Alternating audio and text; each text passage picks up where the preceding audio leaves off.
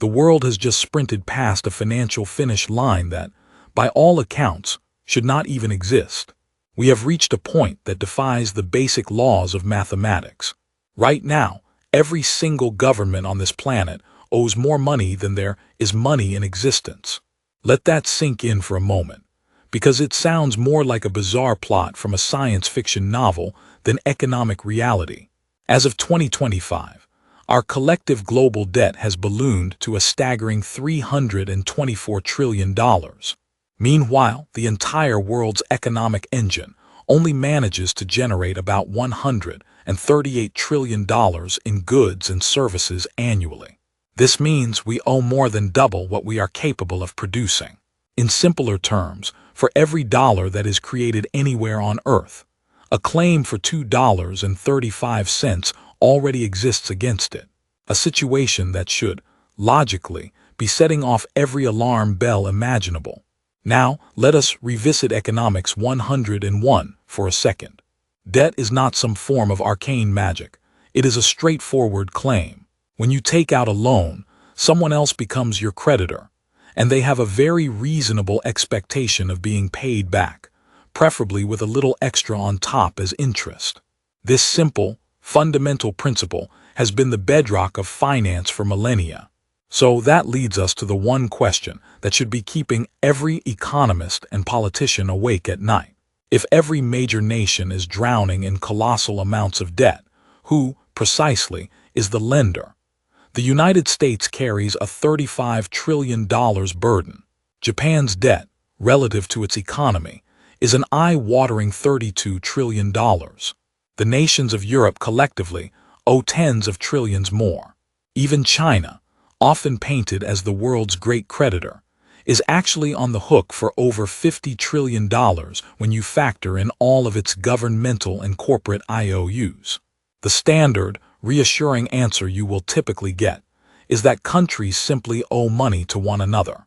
America owes Japan, which owes Europe, which in turn owes America. It is all one big, happy circular arrangement, or so they say. But hold on a minute. If everyone is just passing debt to everyone else, we are not actually transferring wealth. We are just shuffling numbers on a global spreadsheet. That is the economic equivalent of trying to get rich by writing yourself a check. It does not work for your personal finances, and it really should not work for the entire planet. And yet somehow, this house of cards not only stands but continues to grow at an exponential rate. Back in 1974, the world's total debt was a much more manageable 108% of global GDP. Today, as we have established, it is a ridiculous 235%. We have tacked on more than $100 trillion in new debt in just the last 20 years alone. But here is the detail that should truly capture your attention. That enormous mountain of fresh debt was not primarily used to build new factories, pioneer groundbreaking technologies, or make any sort of productive long-term investments. No, the vast majority of it simply funded government spending and public consumption. It was money that was spent and vanished, not invested to generate future returns. Clearly, someone, somewhere, is reaping immense profits from this bizarre arrangement, and whoever that someone is, they are the true owners of the world's $324 trillion debt. Consider your own financial life for a moment. When you make a payment on your mortgage, your credit card, or your student loan, you know exactly where that money is going. There is a tangible bank, a specific institution, a real entity that collects your hard-earned cash. They profit from the interest you dutifully pay, month after month, year after year. Now, imagine that on a global scale. Every single month, governments across the planet make astronomical interest payments on their national debts. The United States alone funnels over $1 trillion a year just to service its interest. That is more than its entire defense budget. It is more than it spends on education. So where does that $1 trillion river of cash actually flow? Who is sitting at the end of it, collecting those payments? The answer is going to surprise you, because the world does not really owe its debt to China, or the United States, or even the big, scary banks. You might have a suspicion that somehow, The world owes the money to itself. And you would be absolutely correct, because that is precisely how this system was ingeniously designed to function. The real question is not who owns the debt, but rather who profits from a system where everyone is perpetually in debt with no hope of ever fully repaying it. Because that, my friends, is the dirty little secret that has been hiding in plain sight all along. This debt was never, ever intended to be paid back. It was engineered from the ground up to be a machine that generates interest payments forever. Once you understand who is collecting that endless stream of interest, you will see exactly why this seemingly impossible financial structure has been so meticulously maintained for decades. The creditors are not some shadowy cabal or a mysterious foreign power.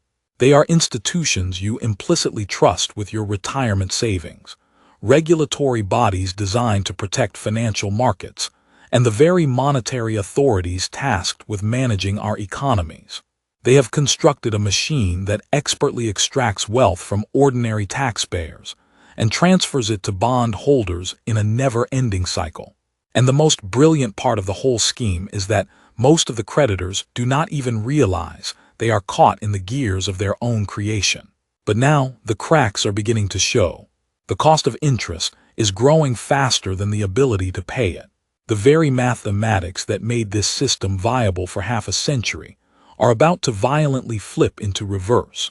And when that happens, everyone who believed they owned a secure piece of that $324 trillion pie is going to make a horrifying discovery. They are not the creditors at all. They are the prisoners. So who actually holds this incomprehensible sum of money? The answer is not who you think. There are four, and only four, real creditors controlling nearly all global debt, and each one is locked in a system from which they cannot escape. Let me show you exactly how it works. First on our list are the central banks. The United States Federal Reserve alone holds over $7 trillion in U.S. Treasury bonds. The European Central Bank possesses $8 trillion in European government debt. The Bank of Japan has gone even further, owning more than half of its own government's outstanding bonds, a sum exceeding 600 trillion yen. What is truly fascinating here is that the central banks created this debt simply by printing money. Following the 2008 financial crisis, these central banks unleashed programs called quantitative easing. They literally conjured trillions of dollars, euros, and yen out of thin air to purchase government bonds directly from their own governments. Just think about that transaction. The government issues a bond, the central bank prints money to buy that bond, and suddenly the government owes money to an entity it controls. The central bank has no intention of ever getting this money back. They are stuck holding these bonds forever, because selling them would crash the very markets they are supposed to stabilize. Our second creditor is where things get personal for millions of people: pension funds. Globally, our pension systems hold over $50 trillion in assets, and a huge chunk of that is invested in government bonds. Why? Because regulations conveniently classify government debt as a zero-risk investment. So your retirement fund, the teacher's pension, the state employee benefits, they are all lending enormous sums of money to governments. But therein lies the trap. If the government were to ever default on its debt, your pension fund would instantly collapse. Therefore, the government has an absolute obligation to protect the pensions. Meanwhile, the pensions must continue funding the government. It is a perfect circular guarantee that locks both parties into a financial death grip. The third creditor might actually surprise you: commercial banks. European banks alone are sitting on 3 trillion euros worth of sovereign bonds, not because they want to, but because they are forced to. Regulations like Basel III mandate that banks hold a certain amount of government bonds as liquid assets to prove their financial stability. They cannot just sell these bonds without violating the rules. So they are not really creditors in the traditional sense. They are captives, forced to hold government debt regardless of the risk. And finally, our fourth creditor group is foreign governments themselves. China currently holds about $800 billion in U.S. Treasury bonds, and Japan holds over $1.1 trillion. But make no mistake, they are trapped too. If China ever tried to sell off its massive holdings, the value of the dollar would plummet, which would in turn decimate the value of their own investment. It is a prisoner's dilemma on an international scale. Everybody wants to get out, but nobody can make a move without causing their own financial ruin. Now, with all this in mind, the real profit mechanism becomes crystal clear. None of these four creditors ever expects to get their principal investment back. Governments do not pay down debt. They just roll it over by issuing new debt to pay off the old. The real profit is in the relentless extraction of interest. Over $5 trillion flows from the pockets of taxpayers around the world to these bond holders every single year. That is the massive wealth transfer happening right under our noses. Year after year, this river of perpetual interest payments flows from working people to the institutions holding government paper. Investment banks rake in $50 to $100 billion annually just for underwriting the new bonds. Bond traders get rich from market fluctuations, collecting fees every time debt is bought or sold. But the real prize is that steady, predictable, endless stream of interest payments funded by you. Your tax dollars do not just fund roads and schools. A huge portion of them goes directly to making interest payments on debt that was created by printing money, and then lending that same money right back to the government. And the most shocking part, this system functions perfectly as long as everyone involved continues to believe that it works. Central banks hold bonds because they are the final authority. Pension funds just want the steady income. Banks are forced by law. And governments keep borrowing because they know there will always be a buyer who is trapped by the system's own rules. But what happens when the astronomical costs of maintaining this illusion start to exceed the benefits? What happens when the interest payments grow so large that they begin to starve the real economy? That is the moment this perfectly circular system reveals its one fatal flaw. Because every single one of these creditors, the central banks, the pension funds, the commercial banks, and the foreign governments, are all operating inside the very monetary system they are supposed to be profiting from. When it breaks, there is nowhere left to run.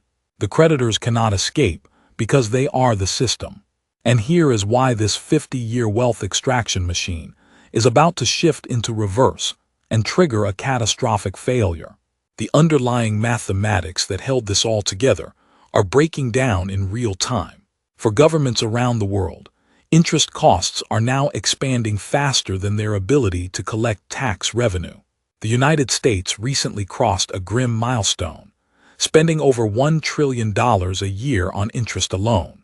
That is a quarter of the entire federal budget, gone before a single government program gets funded.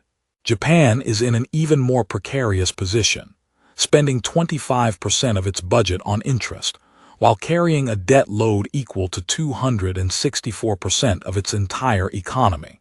Italy is sitting at nearly 138% debt to GDP, making it extremely vulnerable to the slightest increase in borrowing costs. History teaches us that when a nation's interest costs exceed 20% of its revenue, the system breaks. We are now crossing that threshold on a global scale. But this brings us to the creditor crisis that nobody is talking about.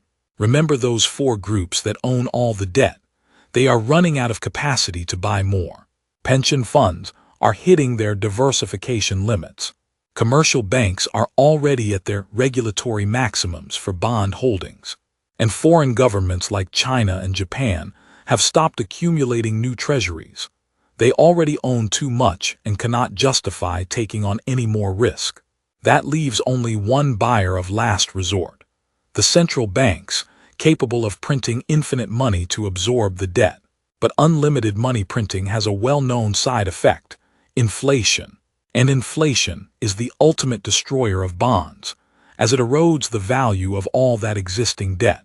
The very act required to save the system ends up annihilating the wealth of everyone invested within it.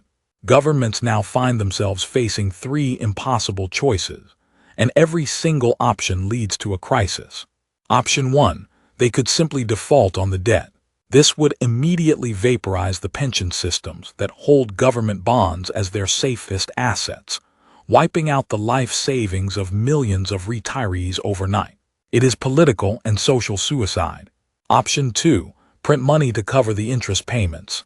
This guarantees runaway inflation, which effectively defaults on the debt by debasing the currency. It is the same result, just executed more slowly. Option 3. Implement brutal austerity measures to slash spending. This would trigger a deep recession, which shrinks tax revenues and ironically makes the debt problem even worse. It is a path of economic self-destruction. So here is what is likely to happen as we approach 2026. When this system finally hits its breaking point, governments will not be able to raise enough tax revenue to cover their interest costs. New bond auctions will fail to attract buyers at current rates. To entice new creditors, interest rates will have to spike dramatically. But higher rates cause the value of all existing bonds to collapse, inflicting massive losses on current holders. Your pension fund would take a catastrophic hit. Banks would face capital shortfalls. Foreign governments would watch their treasury reserves evaporate. Central banks will then face their ultimate choice. Either let the defaults cascade through the system, or print money with such reckless abandon that it triggers severe inflation. This is the moment when the wealth transfer that has been flowing in one direction for 50 years suddenly and violently reverses. For decades, bondholders extracted wealth from taxpayers through interest. During the crisis, that flow reverses. Savers and pensioners lose their wealth through inflation or default, while those who own hard assets like stocks, real estate, and commodities benefit from the massive monetary stimulus that follows. The pattern is always the same through history. Wealth concentrates upwards during the stable years of debt expansion, and then it is redistributed chaotically during the inevitable crisis. The only difference this time is the sheer scale of it all. We have never had a $324 trillion global debt bubble before. But here is the hidden truth that makes this story truly remarkable. This mountain of debt was not the result of an accident or poor planning. It was systematically constructed to extract interest payments forever, without ever needing to repay the principal. The system was designed to never pay back the money, only to transfer wealth perpetually from taxpayers to bond holders. And for half a century, it worked flawlessly. The creditors are the system itself. Pension funds lend to the governments that promise to protect them.